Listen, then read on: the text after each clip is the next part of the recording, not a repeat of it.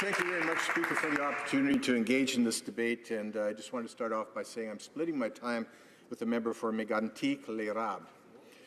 And yes, it is about freeing beer, this motion before this House, but it's far more than that. It's about determining whether, in fact, Canada truly has free trade, not with other countries. We have a lot of that already. But do we truly have free trade within our country, amongst our provinces and territories? And you know, we are a trading nation. We trade all over the world. I remember going back to the 1980s when Canada signed that monumental agreement called the Canada-US Free Trade Agreement, which eventually morphed into the North American Free Trade Agreement. That was a defining trade agreement for the world. For the first time ever, a comprehensive trade agreement was signed where 2 and later 3 countries, Canada, the United States, and then Mexico, agreed that the North American production platform would be one in which we have highly integrated supply chains, where we trade across our boundaries without the barriers of tariffs. And why do we do that? Because it makes our nation, Canada, more competitive. And the same thing is true when we talk about internal trade. The more we can remove barriers to trade within our own country, the more productive, the more competitive we become, the greater the value to consumers, the greater the value to businesses as they have expanded markets within their own country. And we saw a great example of this, Mr. Speaker, when 3 provinces, British Columbia, Alberta, and Saskatchewan, had the vision to say, we want free trade amongst our 3 provinces. They tried to bring Manitoba on side, but Manitoba at the time had an NDP government, which wasn't in favor of trade at all. So they established what they called the New West Partnership, British Columbia, Alberta, and Saskatchewan. And for the first time ever in Canadian history, they were able to remove many of the barriers to the trade of goods, the trade of services, the mobility of people across our provincial boundaries, and have achieved significant improvements in their competitiveness. Because when we're competitive within Canada, we also become that much more competitive within the global marketplace. And the previous Conservative government, of course, was very active in negotiating trade agreements all around the world. After the North American Free Trade Agreement came into force, we had 13 years of darkness under the previous Liberal government, under Jean Chrétien, Paul Martin, where they were only able to negotiate 3 very small trade agreements. So when we were elected in 2006, our Conservative government said, listen, we've got a lot of catching up to do. And in the intervening 10 years, we were able to negotiate free trade agreements, not with 3, not with 6, not with 10 countries, but with an amazing 46 countries around the world, where we expanded our reach, our global reach, our commercial reach, into markets that had been close to us for so many years. And the same thing is true when we're doing this now within Canada. We need to eliminate the barriers that reduce our competitiveness, that reduce our ability to improve our standard of living.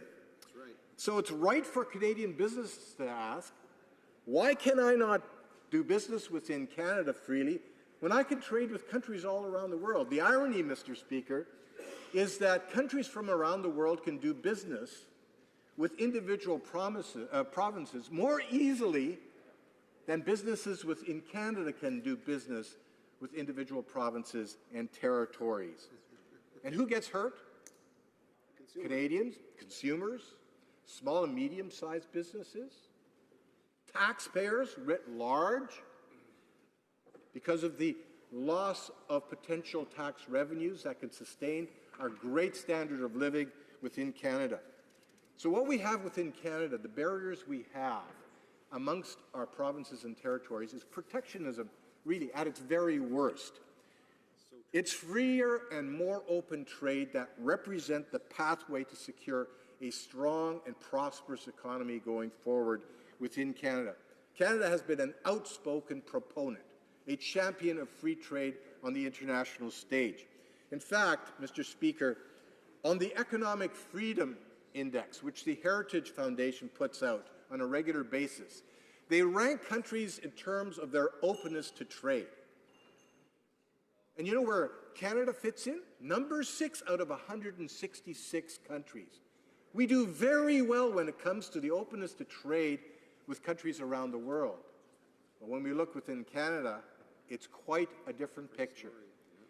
What we have is we've set up these barriers where regions of the country and individual provinces and territories try to protect their own businesses and don't recognize the ability of their business to actually expand and thrive is based on more competition, freer and more open trade. Another thing that barriers to trade do within our federation, it undermines the strength of our federation. Here we are as a country trying to improve Canada's economic performance, trying to improve our trade performance, trying to improve growth in GDP, trying to nurture our small and medium-sized businesses. The best thing we can do is to get out of their way, out of the way of business, and let them do business in an unimpeded way. And that's what we're looking forward to doing. This motion, if I might quote it, Mr. Speaker, just so that the listeners and viewers across the country understand what we're debating here in this House. The motion says that this House of Commons, firstly, recognizes that it is a constitutional right for Canadians to trade with Canadians.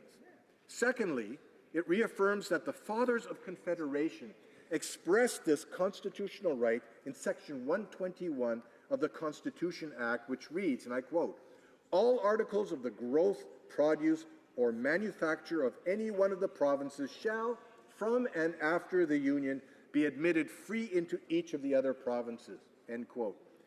Thirdly, this motion recognizes that the recent Como decision in New Brunswick creates a unique opportunity to seek constitutional clarity on Section 121. Because over the years, Mr. Speaker, this section has been interpreted by our courts as actually constraining free and more open trade across Canada. We now have an opportunity with the Como case to have the Liberal government show leadership and step into this litigation, have it referred to the Supreme Court of Canada and let the Supreme Court of Canada determine whether we actually are allowed to have free trade within the country. And then, Mr. Speaker, it also asks for there to be constitutional clarity on the matter of the relationship between the provinces, the federal government, and their ability to trade amongst each other. And I mentioned the New West Partnership earlier, Mr. Speaker, simply because this is already being done, where provinces voluntarily have gotten together and said, you know what, freer and more open trade amongst us is beneficial to the people that we serve, the people that elect us. And they've moved forward with that and have achieved significant improvement in their competitiveness. Now, moving forward, what we're asking to do, and what we're asking the Liberal government to do, is to take a leadership role in this. They're negotiating an agreement on internal trade with the provinces, and I get collaboration. We're looking forward to cooperative federalism between the new government and the provinces and territories. But it's very difficult to negotiate an agreement for fewer barriers to trade when you don't know the constitutional framework within which you're negotiating. It is absolutely critical that this Liberal government step up to the plate, show the leadership that's required, engage as an intervener in this litigation, make the case that Canada is a country that is built on trade, not only with the rest of the world, but amongst the provinces. And our government started this work with the Agreement on International Trade, but having the proper constitutional framework within which that discussion takes place is going to be very helpful as the Liberal government tries to get this right. We have an opportunity to get this right, but it's going to require that leadership that allows us to be an intervener in this court case, the Como case. Thank you, Mr. Speaker. I look forward to questions from my colleagues. Questions and comments? The Honourable Member for Gatineau. Merci, Monsieur le Président. Thank you, Mr. Speaker. For speech.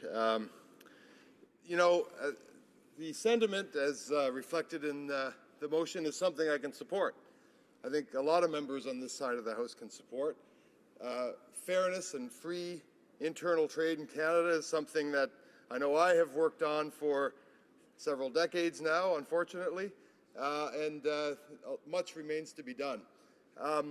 Understanding that we just had the recent Como decision in New Brunswick, I would just ask the member, though, as part of the prior government, what was it that prevented him from using his prior portfolio or his prior interests, or for that matter, the mover of this motion?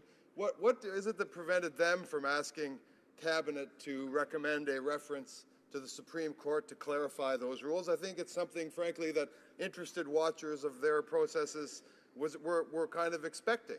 But what was it that prevented that member from urging his government to act by referring the matter to the Supreme Court at that time? The honourable member for Abbotsford.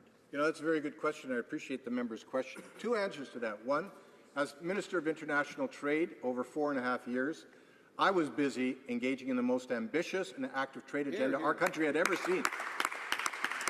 Remember, we did trade agreements with 46 different countries around the world, something that the previous Liberal government had never gotten done. But the second question was that the Como case wasn't decided until after we left government.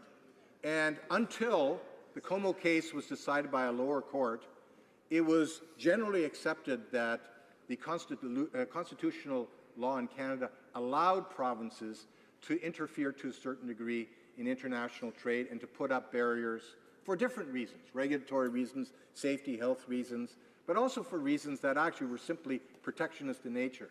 That Como case was decided post-election.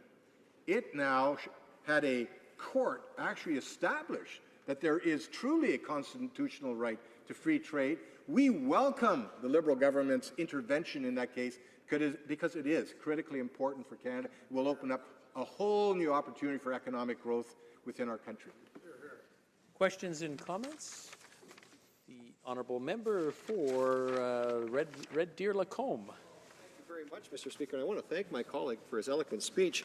You know, folks in my riding can't understand trade barriers, especially the non-tariff barriers that we face, not only between our countries, particularly in the agricultural sector, but even as the consumers in my riding, very, very frustrated with it. And we saw what happened in Quebec when they regulated the color of margarine, and for like 20-some years we couldn't even have margarine traded across a provincial boundary simply because of the color of the margarine, because it was all based on a protectionist philosophy.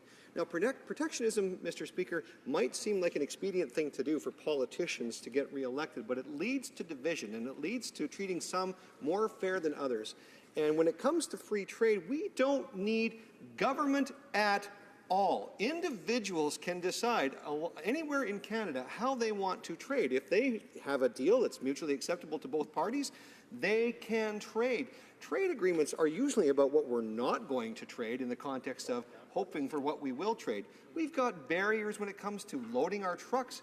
If you're a trucker, you've got to load your truck if you're traveling across 10 different provinces, you've got to load for the lightest province. These are ridiculous things that cost the consumer and cost industries billions of dollars. So I'm going to ask my colleague, my very learned colleague when it comes to trade here, whether or not it is extremely prudent for the Government of Canada to get involved and get a decision rendered that is in the best interest of Canadian consumers and Canadian businesses. The honourable member for Abbotsford in 45 seconds or less. That was Thank a you, very long Mr. question. Speaker, and I appreciate the question from my very respected colleague here in this House. And I'm glad he raised non-tariff barriers because a lot of Canadians understand trade agreements to be about eliminating tariffs, duties. In fact, it goes far beyond that. Most of the value today in trade agreements is in actually getting rid of those standards and regulations and rules behind the borders that aren't being applied to protect health and safety, but they're being applied to prevent free trade. He is absolutely right. Government needs to get out of the way of businesses who are trying to trade with each other. That's how we drive economic growth. That's how we drive economic prosperity for our country.